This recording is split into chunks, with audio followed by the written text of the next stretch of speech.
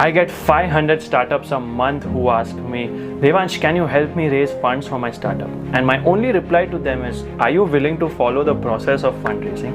This one question has a lot of founders wondering, oh, what process is he talking about?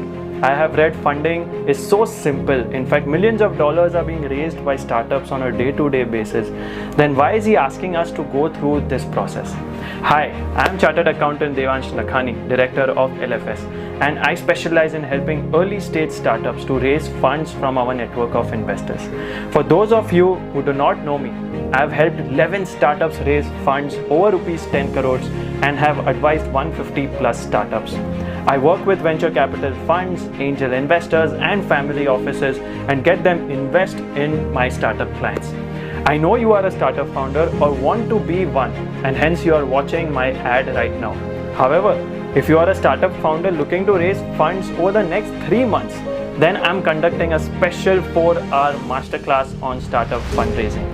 In this masterclass, you will get to know these 3 important things which are very, very crucial to raise funds. Number 1, importance of an efficient business plan. Number 2, importance of a well-designed pitch deck. And number 3, a step-by-step process to raise funds. Also, you will get a free funding score checklist.